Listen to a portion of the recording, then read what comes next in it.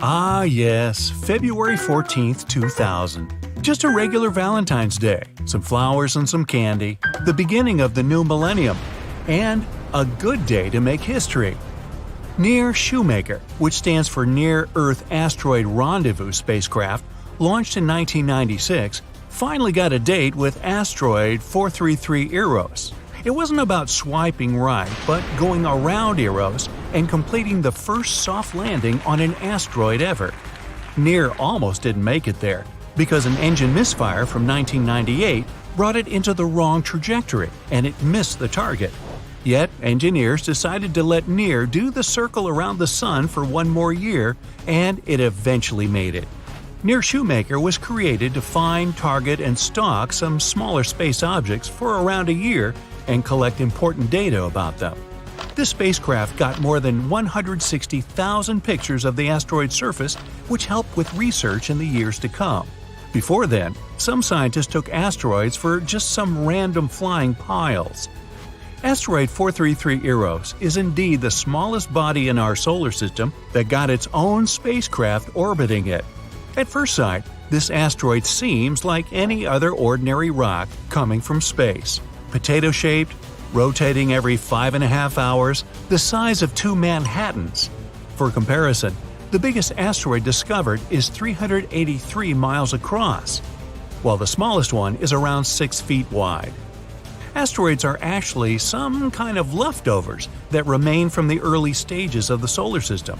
The Sun, as we know it, began to get its shape when compressed gases and atoms started blending into a protostar.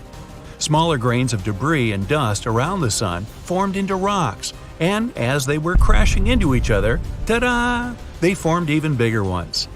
Objects that survive this chaotic and messy party are something we know today as planets and moons. Smaller bodies that couldn't get the status of a planet are called asteroids. They're too small to have any atmosphere, and their gravity isn't strong enough to shape them into a sphere, so they don't have conditions to support life. Most of them end up somewhere in between the orbits of Jupiter and Mars, and simply pass us by at a safe distance, but not Eros. It became the first of near-Earth asteroids, or NEAs. Since 1975, the closest Eros got to Earth was in 2012, around 16.5 million miles away, which makes it about 70 times the average distance to the Moon. It was discovered in 1898 and named after the Greek deity of love. You know, Eros, the arrows that he uses to make people fall in love with each other, the mess he makes with broken hearts. Yup, in Greek mythology, they call him Cupid.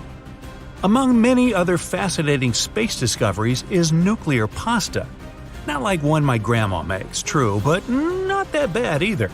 The recipe says you should 1. Wait for a star to reach a certain age when it's time for it to explode. And be patient because this could take maybe around 1 billion years. 2. After the explosion, collect its leftover neutrons and stir them until you get an extremely dense stew. Toss in some gravity to taste, and the last step, don't forget to bake it at 1 million degrees Fahrenheit. Nuclear pasta is definitely one of the weirdest meals on the universe menu, but also potentially the strongest material out there. You would need 10 billion times bigger force to shatter a place of nuclear pasta than to break steel. Scientists believe this stuff is that strong because it's incredibly dense, kinda like me. Picture this, 1.3 million Earths squeezed down and scrunched into the size of Toronto. Oumuamua is the first visitor that came to our solar system, something that scientists have been waiting for decades. This mysterious object was discovered in October 2017 and is considered to be a piece of some bigger body formed outside the solar system and torn apart during its journey. Oumuamua, which means scout in Hawaiian, is an elongated body that resembles a big space cucumber, definitely something unseen before. It has non-gravitational acceleration, and no one actually knows how it moves since there are no visible tails or any outgassing signs. Tabby's star is sure among the most mysterious in the universe. It's 1,000 light-years away, 50% larger, and a lot hotter than the Sun. In 2015, scientists noted that Tabby's star's brightness would dim down by as much as 22%. Big clouds of dust could be guilty of that, but this star is too old to have something like that. It's still not clear what could be causing this massive dimming. Nebula are huge clouds of dust, gas, and plasma that never stop dishing out surprises. They can change and take almost any shape: a fried egg, a space head, a diamond ring. A red square nebula is one of the most fascinating space objects. There is no explanation of how and where it came from. It's just a glowing and almost perfectly symmetric box in the middle of nowhere. Around 210 light-years away from Earth, there's the constellation called Lyra. That's where the Kepler-37 system is. Kepler-37b is the smallest planet in it, with under 1/3 of the Earth's mass. It's just a little bit bigger than the Moon. Scientists believe this is an airless and rocky planet similar to Mercury. Moving to Sagittarius B2, one of the biggest molecular clouds of dust and gas in our galaxy. It's located around 25,000 light-years from Earth and close to the center of the Milky Way galaxy.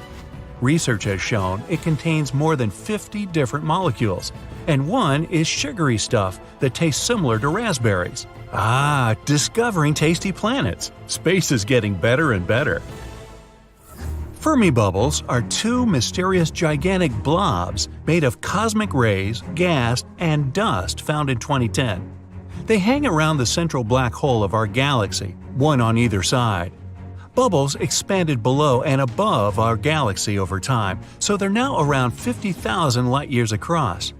No one knows how they got there, but one theory says they're related to the same black holes that occurred about 6 million years ago. Gliese 436b is one of the strangest planets out there. It's extremely hot, yet made of ice. This is a Neptune-sized planet that needs just a little bit more than 2 days to finish a full orbit around its parent star. It's assumed its surface has a temperature that goes up to 830 degrees, but the ice still doesn't melt since the planet has enormous gravity. Black holes are not always supermassive. IGR rests in the constellation Scorpius and is only 3 to 10 times more massive than the Sun, which probably makes it the smallest black hole discovered so far. NGC 3842, on the other hand, is something we picture when someone mentions a black hole. It's in a different galaxy and about 2,500 times as strong and massive as the black hole in the center of the Milky Way. Venus, the planet of superlatives. The closest planet to Earth, the hottest surface, reflective clouds that make it the shiniest planet as seen from Earth, the biggest number, 1,600, of volcanoes when compared to other planets of our solar system. Also, we're talking about the slowest spinning body in our universe that barely rotates at all. It takes 243 Earth days for Venus to make one single turn. This planet is so slow, you could actually walk faster before it makes a complete turn. Venus goes in the opposite direction from Earth, which is why sunsets there are in the east while the sun rises on the west side.